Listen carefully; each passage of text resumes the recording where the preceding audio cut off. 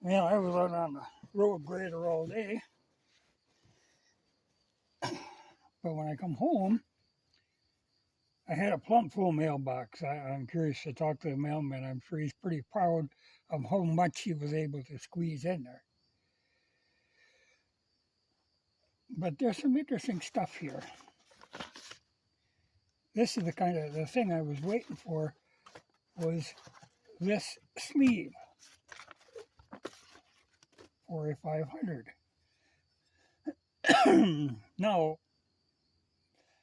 uh, I think this was like $100. Now, this had been sitting someplace for a long time. It's got a little rust around the top here, which doesn't make any difference. I can clean all that out. But it's a brand new and was listed as a 90 millimeter sleeve. Well, this isn't usually what happens. Usually you have to bore a sleeve to 90. They don't come 90, and I thought this is odd. But they had it mislabeled because this is actually a standard size sleeve. Uh, this is an old standard piston, and it just barely fits in there. So a little bit of honing in it, maybe it'll be standard. I can set that up any size I want. Wiseco makes sleeves for them too. But I thought this had me curious, at like $100. And it's out of some super duper metal. I thought, well, okay. But I even looking into pictures, I thought that can't be right. Because if you bore one of these out to 90 millimeters, they get really thin, which is why I try to stay away from 90 millimeter. Here was a 90 millimeter, an old one that you can see it came apart, but that, it gets to be just really thin. And here we got thickness. Got a lot of meat to work with here. So that was a good deal. Not something they intended me to get, but I'm going to have to check in case this company happens to have another one laying around. I'll buy all of these I can get for $100 because I think the Wiseco is like 200 or 300. That was a good deal. And like I said, I didn't really want to go 90 millimeter. I'm getting too much a bore to stroke there. I would sooner go, if you're getting like the first over, second over, but when you start getting up to the 90, damn, that's, like I say, thin. But it's funny with that rust on it, and it was in this paper that says Knox Rust Vapor Paper. Corrosion inhibitors. Well, it didn't do a good job. But like I say, that's just surface rust. That's nothing. And the bore inside is perfect. And this would be the touchiest part because this has got to slide in the aluminum, but that looks good. So, yeah, I'm happy with that. Happier than I would be if it was the 90 millimeter. But even if it was 90, that's a pretty good deal. But I just haven't heard of anybody selling a cylinder pre-bored to 90. Either you're buying the big bore kit where you have to bore out the sleeve, or you're buying a standard one and then boring it out to size. So that's a standard one. They just didn't know what they were talking about. Not unusual. Another one of the, I go through a lot of these. Every time we rebuild a motor, it blocks off that little window that you're supposed to use to start them, that little indicator, kick indicator. I take them out of there and put these in because if you don't know how to kick one of them, that's pretty straightforward. And this is a fork stop. I don't know if I'll use this or not, but if you use like clip-ons or with certain gas tanks, your regular fork stop will go too far, and your forks will bang into the tank.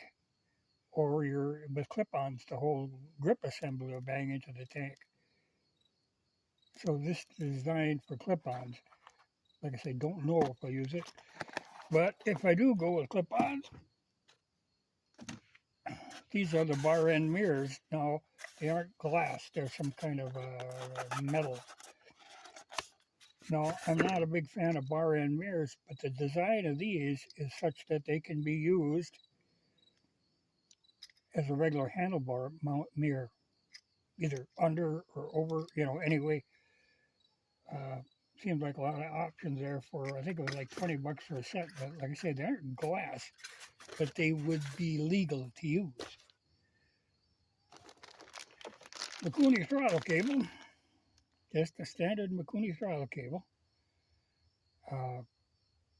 They use a single cable, but for the one I'm putting together here, I need to rig up a dual cable because I have an accelerator pump that mounts on the bowl separately.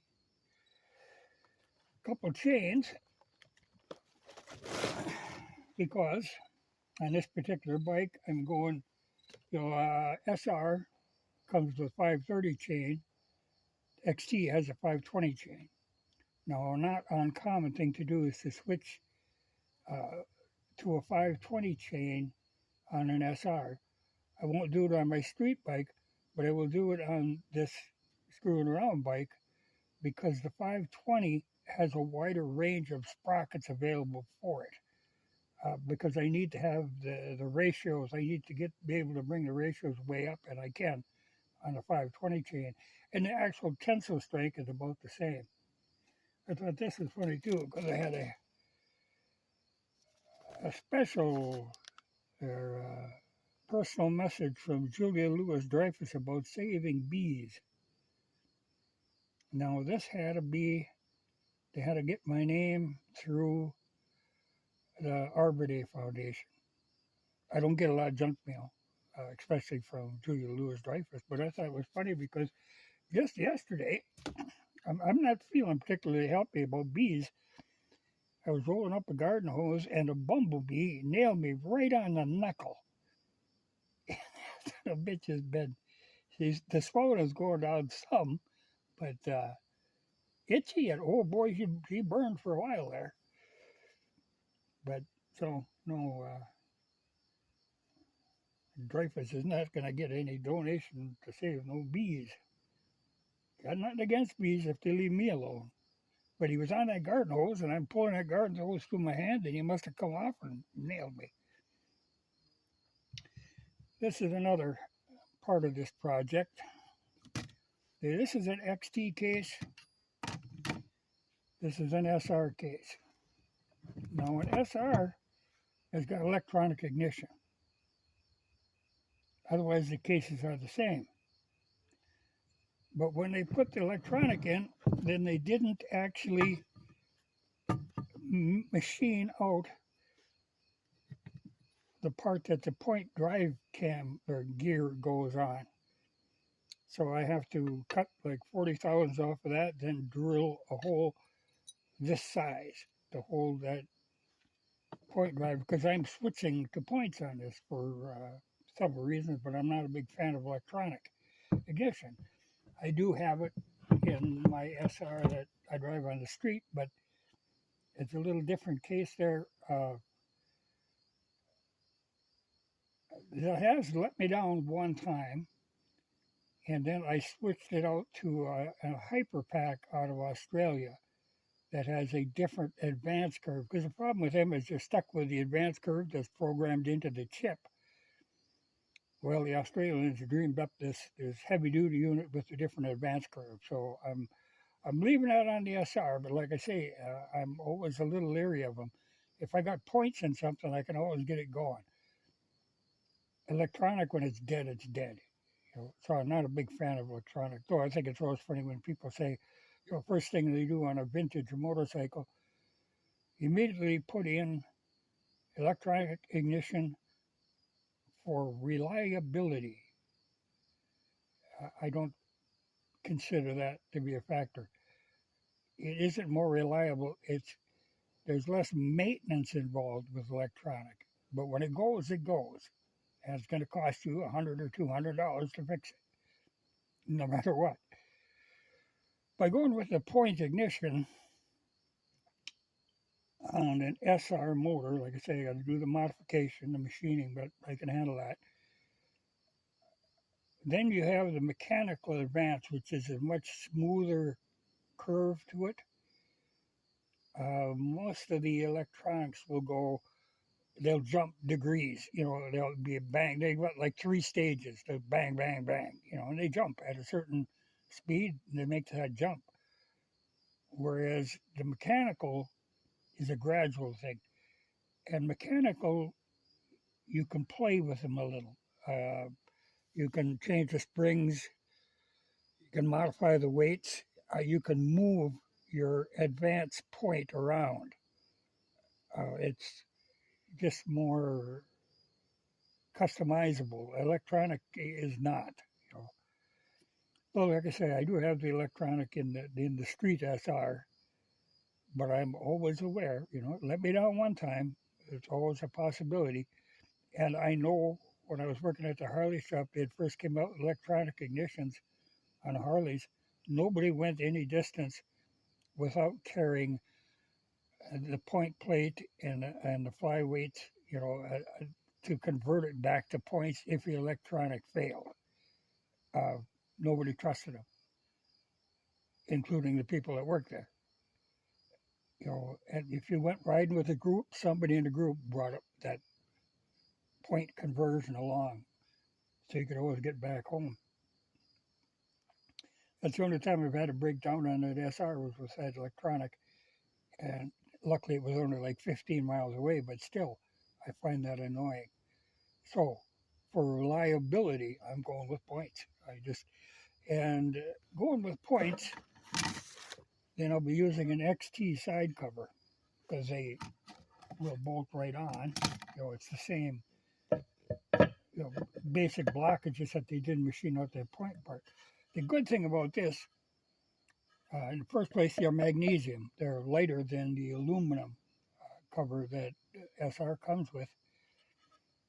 And of course, you get the points, but you also, on the end of the crankshaft, this is what actually feeds the crankshaft that feeds the connecting rod.